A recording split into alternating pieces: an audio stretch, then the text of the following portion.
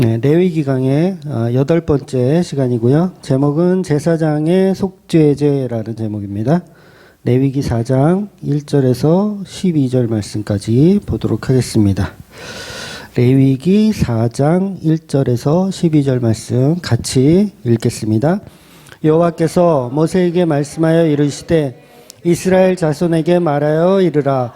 누구든지 여호와의 계명 중 하나라도 그릇 범하였을 때 만일 기름 부음을 받은 제사장이 범죄하여 백성의 허물이 되었으면 그가 범한 죄로 말미암아 흠 없는 숫송아지 죄하마 여호와께 드릴지니 그 숫송아지를 회막문 여호와 앞으로 끌어다가 그 숫송아지 머리에 안수하고 그것을 여호와 앞에서 잡을 것이요 기름 부음을 받은 제사장은 그 숫송아지의 피를 가지고 회막에 들어가서 그 제사장이 손가락에 그 피를 찍어 여호와 앞에 곧 성소의 휘장 앞에 7번 뿌릴 것이며 제사장은 또 그 피를 여호와 앞 곧 회막 안 향단 뿔들에 바르고 그 송아지의 피 전부를 회막문 앞에 번제단 밑에 쏟을 것이며 또 그 속죄 제물이 된 송아지의 모든 기름을 떼어낼지니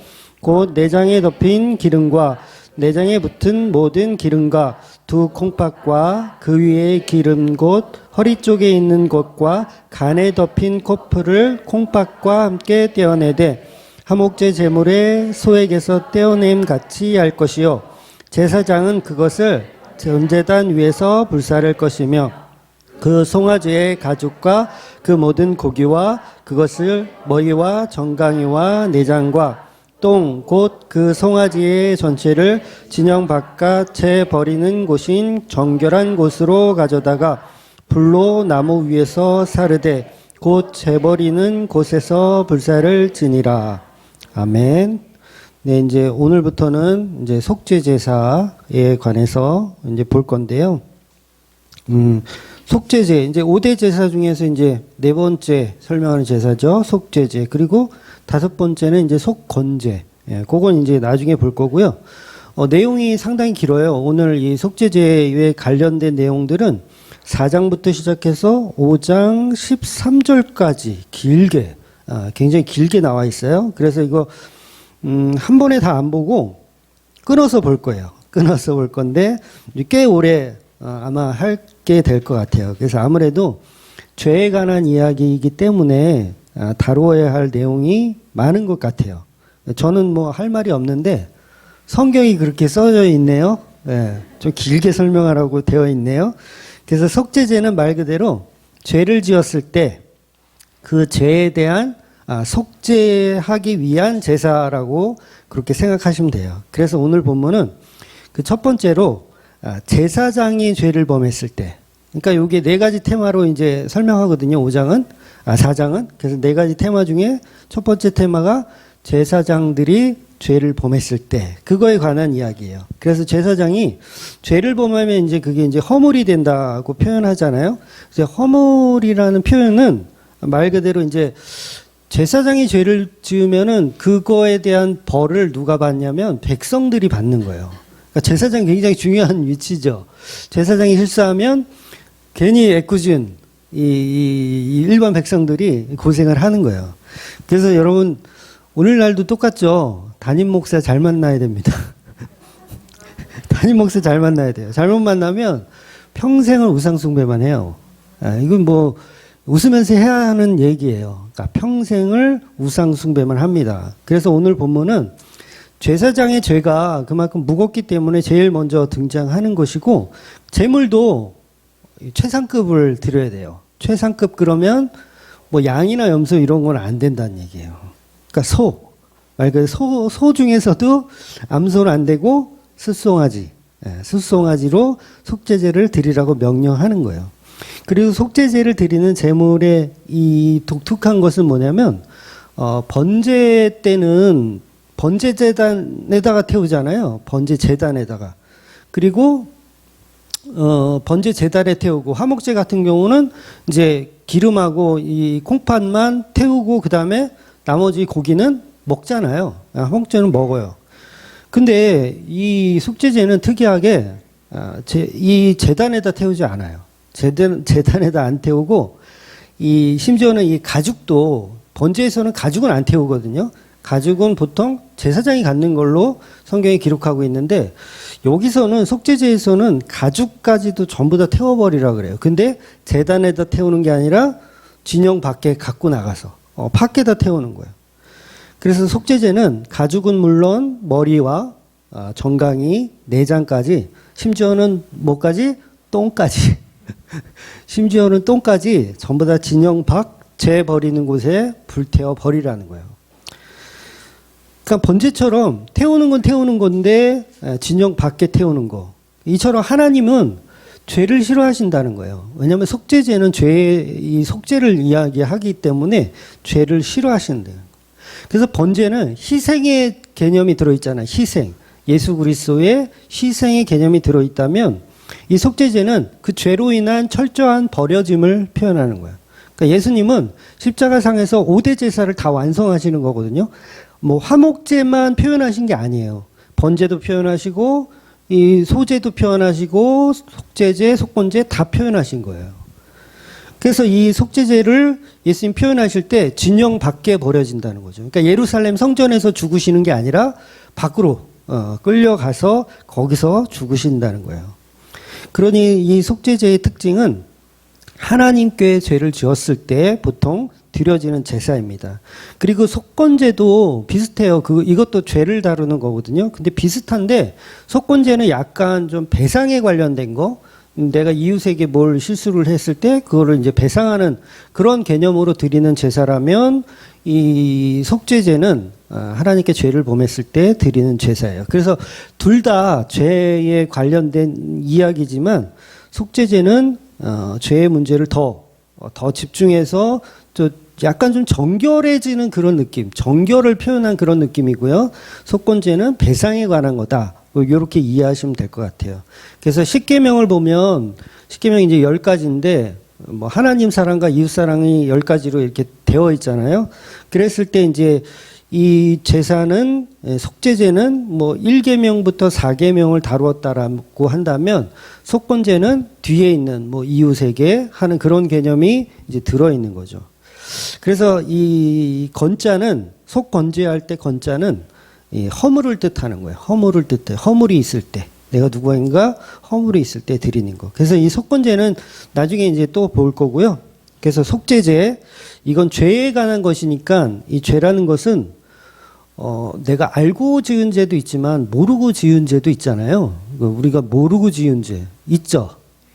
모르고 지은 죄니까 있다 그러면 대답을 못 해야 되는 게 맞죠. 그랬을 때도 해야 되는 거예요. 그래서 이스라엘 백성이면 누구나 속죄제를 드려야 하는 거예요. 그러니까 그동안 보았던 번제, 소제, 화목제는요. 드려도 되고 안 드려도 되고. 그러니까 자원하여 드리는 거예요. 드려도 되고 안 드려도 되고. 근데 이 속죄제는 드려도 되고 안 드려도 되고가 아니에요. 속죄제는 무조건 드려야 돼요. 이 얘기는 뭐예요? 누구나 우리는 죄인이란 얘기죠. 그러니까 이 속죄제는 자원하는 게 아닙니다. 이스라엘 백성이면 누구나 죄인이기 때문에 반드시 드려야 하는 그런 제사예요. 즉 예수님께서 예루살렘에서 채찍으로 맞으시고 피투성이가 되어서 진영 밖 십자가의 골고다에 올라가시잖아요. 그 십자가에 달리시죠. 그래서 이거는 자원하는 게 아닙니다. 예수님이 십자가는 자원하는 개념이 아니에요.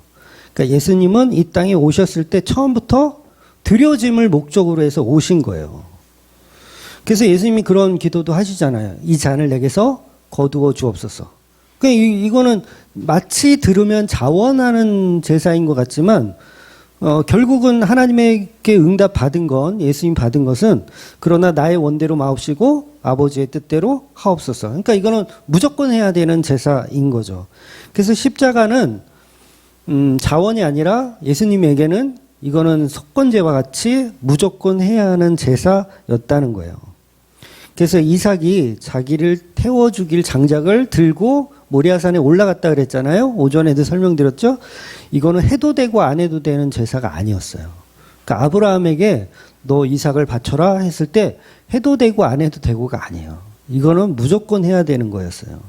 그래서 예수님도 거부하지 못하고 골고다로 이제 십자가를 메고 올라가셔서 십자가에 매달려 죽으시는 거죠. 그래서 이 죽으심은 예수님만의 자원하여 드리는 제사가 아니라 성부, 성자, 성령 동시에 함께 드려지는 제사로 속건제 무조건 해야 되는 거예요. 그런 제사였다는 거죠. 그래서 예수님이 십자가 지고 가실 때까지 단 한 사람도 예수님의 십자가가 구원의 십자가라는 걸 몰랐어요. 그거 몰랐습니다. 물론 돌아가시기 직전에 그 강도 한 명에게 복음을 전하시지만 골고다로 올라가는 동안에는 이게 정말 구원의 십자가인지 아무도 믿지 않았다는 거예요. 그래서 십자가의 구원의 완성은 홀로 하시는 겁니다. 예수님이 홀로 하시는 거. 그러니까 홀로 이루신 십자가. 그래서 그 홀로 이뤘다는 건 모든 자에게 버림을 받았다는 거거든요. 모든 자에게 버림을 받았다. 그래서 예수님이 십자가 위에서 아버지여, 아버지여, 어찌하여 나를 버리셨나이까 하죠. 그러면 예수님은 누구한테까지 버림받은 거예요? 하나님, 아버지에게까지 버림을 받은 거예요. 철저하게 다 버림을 받은 거예요. 그래서 이루신 복음이라는 거죠. 그런데 아무도 믿지 않았던 그 십자가가 구원의 십자가였다는 사실을 처음에는 아무도 믿지 않았지만 골고다 언덕에서 이제 올라가셔서 복음을 이루시는데 예수님이 이런 말씀하세요. 누가복음 23장 34절 우리 같이 한번 읽어볼까요? 이에 예수께서 이르시되 아버지 저들을 사하여 주옵소서 자기들이 하는 것을 알지 못함이이다 하시더라. 그들은 그의 옷을 나눠 제비를 뽑을세. 그러니까 예수님께서 저들이 지금 무슨 짓을 하는지 알지 못합니다. 그래서 죄를 이들에게 묻지 마세요라는 얘기를 하잖아요. 이 말은 아무도 예수 믿는 사람이 없다는 얘기예요. 아무도 예수를 안 믿었다. 모든 사람은 죄인으로 폭로하고 계신 거예요. 그렇지만 이들이 죄인인 거를 다 죄인인데 그 상태에서 복음은 뭐냐면 죄인이지만 구원하는 상태를 설명하고 싶은 거예요. 그래서 죄로 가득한 이 세상, 구원이 불가능한 이 세상을 예수께서 십자가에 달려 죽으시면서 회복하시는 거죠. 회복하시는 거. 그래서 죄를 돌리지 마옵소서 하는 거예요. 왜냐하면 회복하고 있으니까. 그래서 예수님을 아무도 믿지 않았지만 예수님은 무조건 십자가의 복음을 혼자 이루어내시는 거예요. 그 다음 성도들에게 그 복음을 이제 나누어 주시는 거죠. 그래서 복음은 소식이라고 하잖아요. 나누어 주는 소식. 내가 다 이루었다.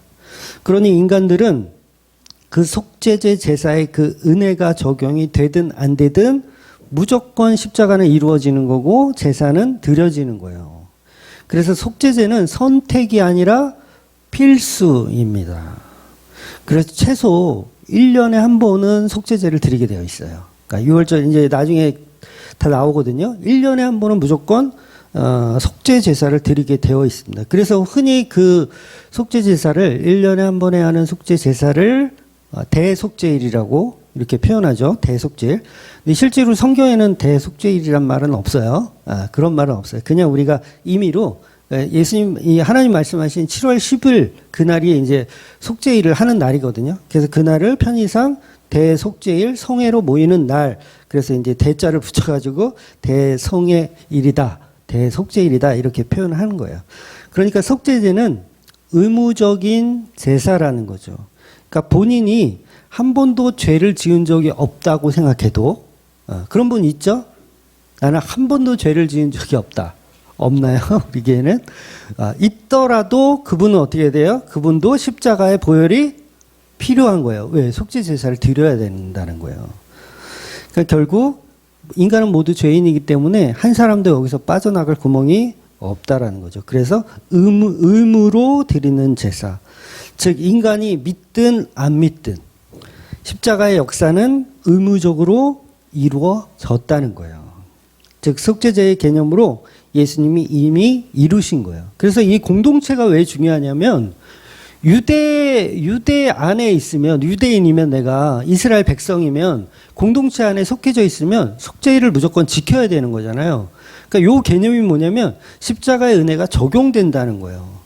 적용된다. 그래서 구원은 이 무리들을 통해서 이루어지는 거예요. 무리들을 통해서. 교회라고 하는 그 무리들. 그러니까 교회를 떠난 개인들은요, 사실 그거 문제가 굉장히 심각한 거예요. 본인들은 모르죠.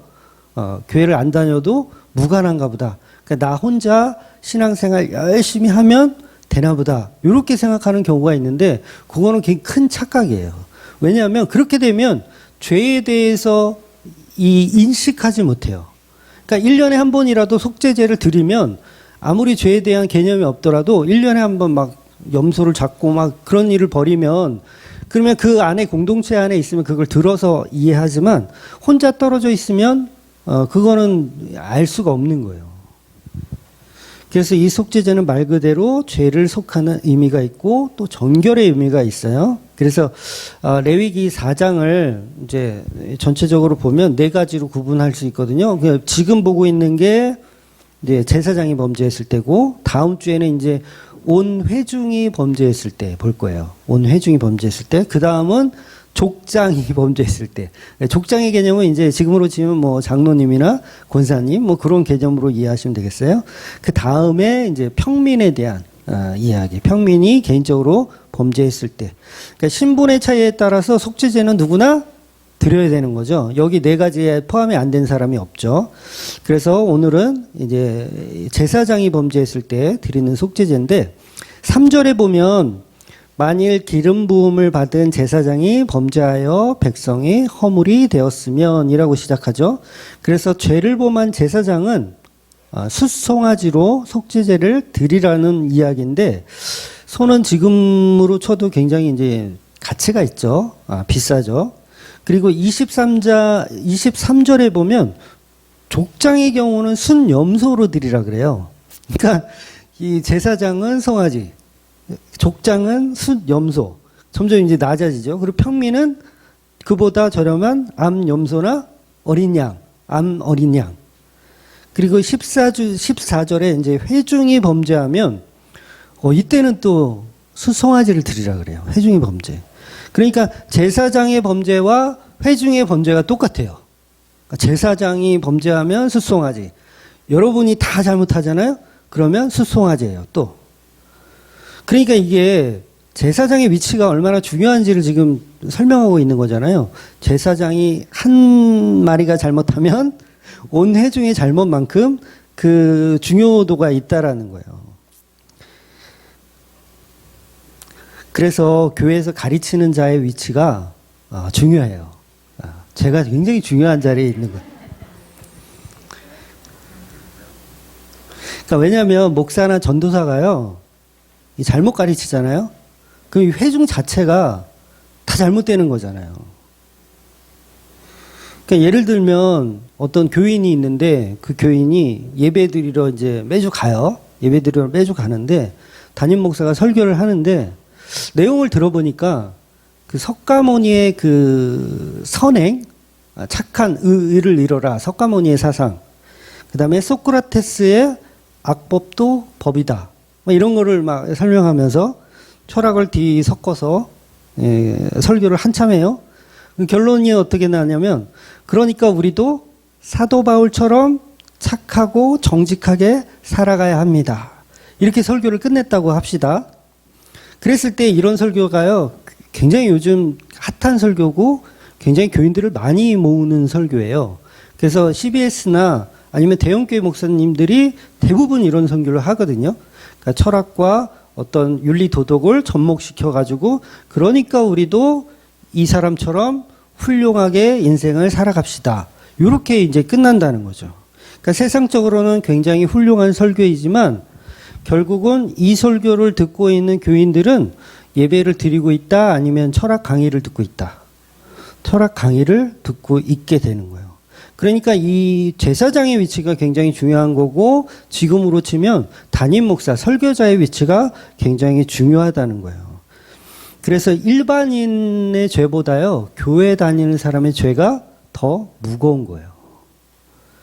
그러니까 평신도보다 사역자의 죄가 더 무거운 거예요. 강도사님 눈이 쫑긋해지시는데 한마디로 평신도는요, 교회에서 말을 많이 할 필요가 없잖아요. 우리 교인들은 다 말이 많나? 그래서 죄를 지을 가능성이 적은데 목사나 전도사들은요, 사역자들은 설교도 해야 되고 복음을 계속 전해야 되기 때문에 그 목사나 전도사가 엉뚱한 소리를, 복음이 아닌 소리를 하게 되면 죄를 만들어가는 거예요. 본인만 죄를 지으면 되는데 죄를 막 만들어가는 거예요. 여기저기다 죄를 뿌리고 다니는 거죠. 그래서 제사장의 속죄 제물은 가장 가치 있는 숫송아지로 드리라는 거예요. 회중과 맞먹는다는 거죠. 그래서 갈라디아서 1장에 보면 교회에서 복음을 잘 모르면 가만히 있어야 하는 거거든요. 교회에서 여러분 복음 모르잖아요. 가만히 있으셔야 돼요. 근데 자꾸 나 많이 안다고 다른 복음을 막 전해요. 그러면 갈라디아서 1장에 보면 저주받는다고 써 있어요. 웬만하면 이런 얘기 안 쓰거든요. 서신서에다가. 근데 저주를 받을지어다. 다른 복음을 전하면 저주를 받을 거다. 그래서 사도 바울이 그런 얘기 하잖아요. 여자들은 교회에서 잠잠하라. 이게 무슨 뜻이에요? 여자는 뭐 장로 안수 주면 안 되고 목사 안수 주면 안 되고 그런 얘기로 보통은 이제 이해하는데 사도 바울은 그런 얘기를 하는 게 아닙니다. 사도 바울은 교회 안에서 복음을 담지 못한 그릇은 전부 여자라고 표현하는 거예요. 복음을 담지 못한 그릇은 여자. 그러니까 선악과를 먹고 선악과를 들고서 이제 남편에게 주려는 그 여자, 들고서 주려는 여자. 그러니까 여기 지금 교회 안에도 선악과를 들고 이걸 누굴 처먹일까? 이러고 있는 거죠. 그래서 말을 많이 하는 거예요. 말을 많이 해서 이거 먹어봐 하는 거예요. 누가? 여자가. 그러니까 교회 안에 여자는 잠잠하라. 모르면 말씀을 들어라. 이 얘기를 하는 거예요, 사도 바울이. 그러니까 자꾸 다른 복음을 전하면 십자가로 이루신 예수님의 십자가가 자꾸 전해지지 않죠. 다른 게 전해지잖아요. 그러니까 인간의 가치를 높인다든가, 우리 목사님 굉장히 훌륭하십니다. 뭐 이런 인간의 가치를 높인다든가, 인간의 수고와 노력을 가치 있게 여긴다든가. 물론 우리가 서로 칭찬하고, 잘했다. 오늘 첼로 소리가 왜 이렇게 좋았냐. 뭐 이렇게 칭찬을 하지 말란 얘기가 아니에요. 얼마든지 칭찬해 주세요. 그러나 그건 우리가 인사하는 거고 복음 자체가 아니라는 얘기죠. 그래서 다른 복음을 전하면 저주를 받는다는 거예요.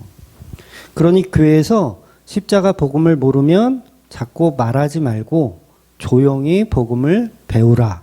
이런 이야기를 성경에서는 우리에게 말씀하시는 거예요. 그래서 우리가 흔히 이단이라고 하잖아요. 이단은 끝이 다른 거예요.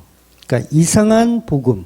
그러니까 끝이 예수 그리스도의 보혈의 은혜로 끝나야 되는데 그 끝이 예수 그리스도의 은혜로 끝나는 게 아니라 예수님의 훌륭하심으로, 아니, 목사님의 훌륭하심으로 끝나버리면 그걸 이단이라고 하는 거예요.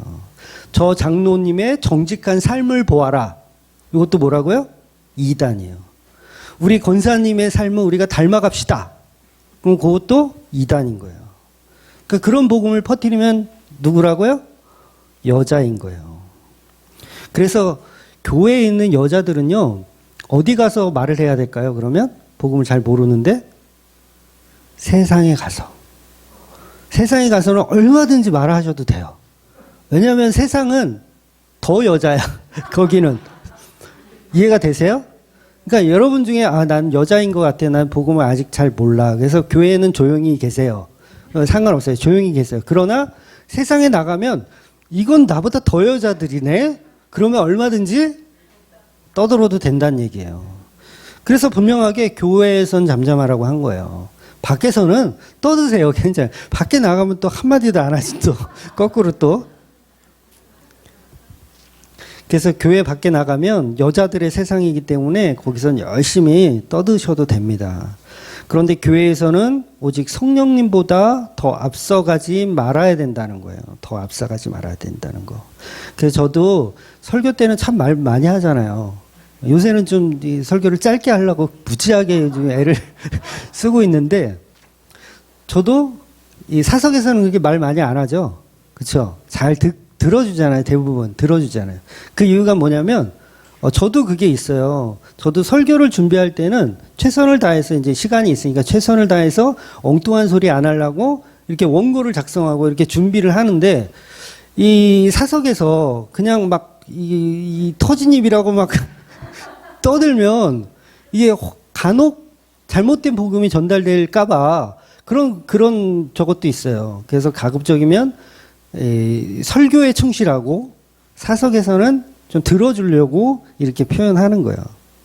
그래서 그걸 습관으로 드리는 게 좋다라고 사도 바울은 우리에게 가르침을 주는 거죠. 그래서 제사장이 죄를 범하면 숫송아지로 숫송아지가 이제 죄를 안수받아서 대신해서 죽이는 제사를 표현한 겁니다. 그래서 여기서 숫송아지 제사를 드린다는 것은 예수님이 십자가를 그대로 표현하고 있는 건 당연한 거예요. 당연합니다. 그런데 본문에서 독특한 것이 또 있죠. 그동안은 제사장은 짐승의 머리에 안수하지 않아요. 그 가져온 사람이 머리에 안수하고 배 가르고 창자 꺼내서 다 씻고 이거를 가져온 사람이 다 해요. 근데 이거 지금 어떻게 된 상황이에요? 제사장이 죄를 범했을 때예요. 그럼 어떻게 해야 돼? 제사장이 이번에는 자기가 직접 하는 거예요. 제사장도 똑같이 예배자가 되는 거예요. 그러니까 중보자가 아니에요. 구약의 중보자는 오직 예수 그리스도밖에 없어요. 그러니까 이 제사장도 예배자입니다. 그래서 제사장도 똑같이 다른 사람들처럼 짐승의 머리에 안수하고 배를 가르고 각을 뜨고 이걸 직접 하는 거예요. 직접 해봐야 죄가 뭔지 압니다. 소 배 이렇게 갈라보셨어요? 갈라보셔야 죄가 뭔지를 알아요. 저는 안 갈라봤어요. 저는 닭은 갈라봤어요. 닭은 갈라봤는데, 그냥 그걸 갈라보고 안 갈라보고의 차이가 엄청 나잖아요. 그래서 이번에는 제사장도 똑같이 안수하고 배 가르고 각을 뜨고 이렇게 하는 거예요. 그래서 제사장은 이제 그동안은 피 뿌리는 일만 좀 도와주고 뒷전에서 이렇게 있었는데 이번에는 제사장도 자기의 죄를 속죄하는 거기 때문에 똑같이 제사를 드리는 겁니다. 다시 말해서 교회에서도 목사가 특별한 존재가 아닙니다. 목사도 집사나 권사나 평신도와 똑같은 성도예요. 다 같은 형제 자매입니다. 그래서 담임 목사도 다른 복음 전하면 그 사람도 여자예요. 이해되세요? 담임 목사도 다른 복음을 전하면 여자. 근데 어느 교회 가면 여자 중에 상여자가 설교하죠. 이거 어떻게 표현할 수가 없어.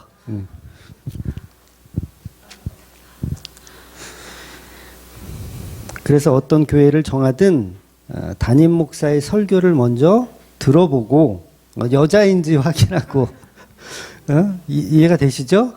우리 인터넷 성도들 특히 여자인지를 반드시 확인하고 교회를 가셔야 돼요. 그런데 십자가 복음이 없다. 설교를 듣는 데는 십자가 복음 없다. 그러면 거기는 여자가 떠드는 교회니까 다닐 필요가 없다고 말씀드리는 거예요. 물론 본인이 지금 섬기는 교회도 잘 들어봐야죠. 여자가 하는 설교인가? 여자가 하는 설교라면 예수님의 십자가 은혜가 없다면 이제 부탁을 하셔도 돼요. 인터넷 성도님들에게 얘기하는 거예요. 자기 담임 목사가 설교를 하는데 여자 같아. 그러면 부탁을 하셔야 돼요. 예수님의 십자가 복음에 대해서 좀 설명해 주셨으면 좋겠습니다. 이렇게 정중하게 부탁을 하셔야 돼요. 이거 건방진 게 아니에요. 어떤 분들은 이걸 굉장히 건방지게 생각하는데 담임 목사님이 예수님의 십자가에 관련된 설교를 안 한다. 한 3개월에 한 번 한다. 그러면 얘기를 해 주셔야 돼요. 그러니까 여러분이 식당 갔을 때 뭐 달라고 하잖아요. 아닌가요? 뭐 달라고 하잖아요. 갈비탕이면 갈비탕, 설렁탕이면 설렁탕. 그러니까 맛집은 열심히 찾아가시면서 왜 교회에서는 그걸 왜 메뉴 신청을 안 합니까? 그러니까 예수님의 살과 피를 먹으러 왔는데 예수님 살과 피를 대접을 안 해. 이 교회에서. 그럼 어떻게 해야 돼요? 달라고 해야 돼요. 제가 이제 앞으로도 계속 설교를 할 거잖아요. 그런데 어느 날 예수님의 살과 피가 없는 설교를 이렇게 해. 그러면서 막 다른 설교를 막 해. 그럼 여러분 어떻게 해야 된다고요? 교회를 떠나도 되지만 그보다는 먼저 살과 피 이야기 그거를 좀 대접해 주십시오. 일주일 동안 노는 거야 뭐 하는 거야 이러면서 살과 피로 된 요리를 좀 대접해 주시면 안 되겠습니까? 이렇게 말씀을 하셔야 되는 거예요. 그건 건방진 게 아니에요. 그래서 그 주문을 안 하니까 이 교회가 이 지경이 된 거예요. 성도들은, 교인들은 그냥 목사님이 하면 다 그냥 오케이야, 그냥. 소크라테스, 뭐, 석가모니, 그런 거 이렇게 짜집기 해가지고 설교해도 다 좋대. 불량식품을 먹고 있는데. 아니에요. 그건 맛집이 아닙니다. 그건 손절해야 돼요. 그 맛집하고는 손절을 해야 돼요. 아니면 본인이 남자가 되어서 그 교회에서 여자들을 가르치던가. 그렇죠. 본인이 남자가 되어서 여자들을 가르치던가. 그러니까 스테반 집사님처럼 맞아 죽더라도 얘기를 해야 되는 거예요. 쫄아가지고 목사한테 대적하면 뭐 3대가 뭐 재수가 없다더라 그래가지고 덤비지도 못하지. 그래서 정 안 되면 다른 맛집으로 찾아가야 돼요. 어떤 맛집이냐?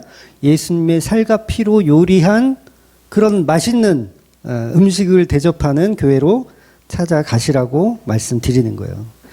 그러니까 맛집 찾아갈 때는 잘 찾아가잖아요. 뭐 강원도고 춘천이고 어디고 아닙니까? 막 찾아가면서 교회 맛집은 왜 안 찾아가는지 몰라. 전에도 제가 몇 번 말씀드린 적이 있는데 가나안 성도들 있잖아요. 안나가 성도들, 가나안 성도들. 십자가 복음을 전하는 교회를 찾았다면 거리가 좀 멀더라도 저는 가야 된다고 생각해요. 거리가 멀더라도. 그래서 제가 100km 이야기 했잖아요. 100km 미만은 고민하지 마라. 그 왜 고민해요? 100km 미만? 주일 아침에 100km면요. 2시간 안 걸려요. 100km 미만은. 그러면 아침 9시에 출발하면 11시에 도착인데 그 왜 못 가는지 몰라. 그러니까 주일 아침에는 어느 지역이든 차 안 막히잖아요. 그러니까 모니터 앞에서 엄청 허우적거리지 마시고 교회를 찾아가시라고.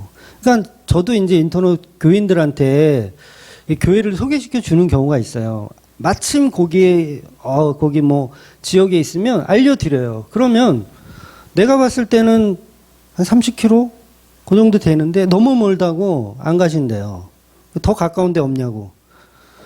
그럼 뭐 없지 뭐 내가.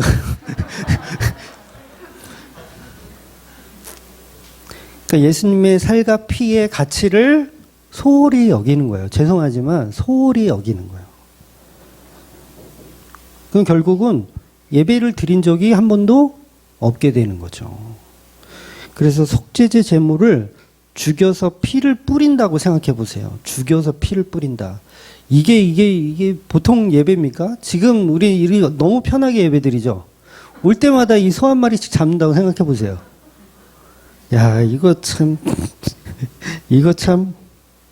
그래서 소의 피를 이렇게 뿌리는데 이거를 제사장의 몸에다 확 부어버렸으면 좋겠어요. 제가 생각할 때는.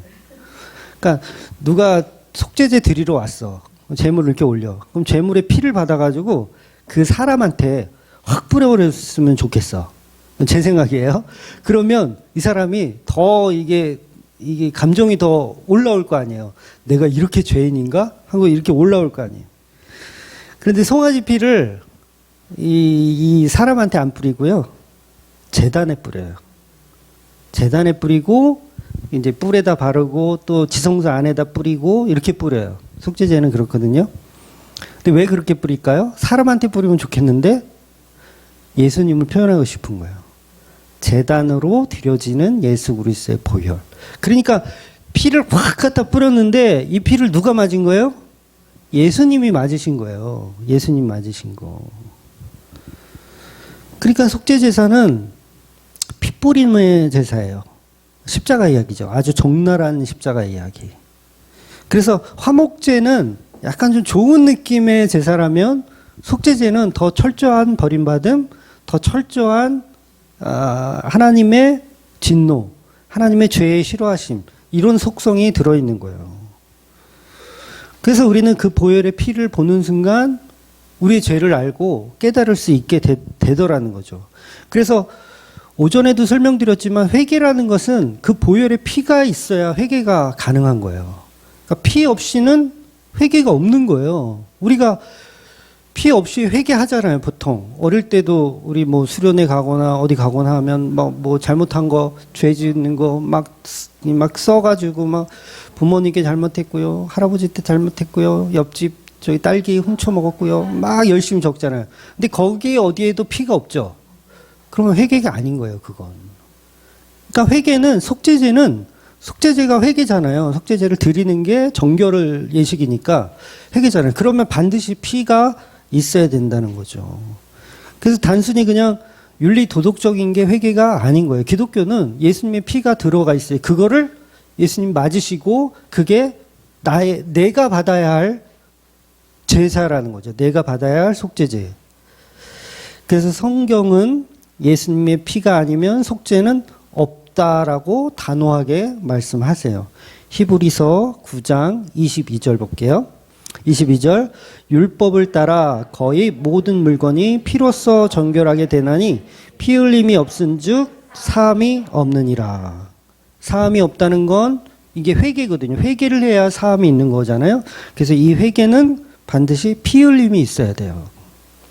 그래서 하나님이 받으시는 예배는 결국 예수님의 십자가를 통한 제사만 하나님이 받으시는 예배라는 거예요.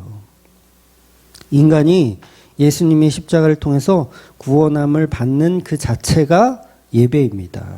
그러니까 예배를 우리가 오해하면 어떤 행위, 행동, 액션, 제가 막 인터넷 성도들한테 막 까면서 막 교회 가라 막 이렇게 지금 얘기했지만 그 행동 자체가 예배는 아니에요. 뭐가 예배냐면 예수님의 십자가의 피를 만나야 그게 예배인 거예요. 피를 만나요. 그래서 그 피를 만났을 때, 그러니까 피를 만나려면 어떻게 해서든지 말씀을 들어야 되거든요. 그래서 교회를 찾아가라는 얘기를 하는 거고, 피가 없으면 그건 예배가 아니에요. 그러니까 신령과 진정한 예배를 여러분 드리고 싶잖아요. 이 땅에서 내가 한 100년 있다가 갈 텐데, 그래도 예배 한 번은 드리고 가야 되지 않나. 이런 마음이 있다면 뭘 만나야 된다? 예수님의 피를 만나야 된다는 거예요. 그래서 신령과 진정한 예배는 예수님의 피를 듣고 마시고 먹는 거예요. 그러니까 살과 피 달라고 하세요. 목사님들한테, 강도사님한테, 전도사님한테 예수님의 살과 피로 요리된 그 말씀을 주십시오. 이렇게 요구해야 된다는 거죠. 그러니 본문에서 제사장들도 자기 죄에 대해서 속죄하기 위해서는 제사를 드려야 하는데 그 제사장들 역시 자기들이 온전하지 않기 때문에 반드시 핏부림으로 속죄를 얻는 거예요. 그래서 핏부림, 이것이 곧 십자가이고 이 십자가만이 예배의 완성이라는 거죠. 바로 그들이 그런 제사를 드리고 있는 예수님 피로 제사 드리고 있는 자들이 이제 성도이고 그 성도들이 속죄 제사를 드린 자들입니다. 오늘날은 속죄제가 다른 게 아니고요. 예수님의 살과 피를 경험하고 느끼고 마시며 그 예수님의 사랑을 알아가는 거예요. 이것이 예배입니다. 그래서 저와 여러분도 날마다 속죄 제사로 예배드리고 예수님의 살과 피를 사랑하시는 저와 여러분이 되시기를 주의 이름으로 축원드리겠습니다. 아멘. 기도하겠습니다.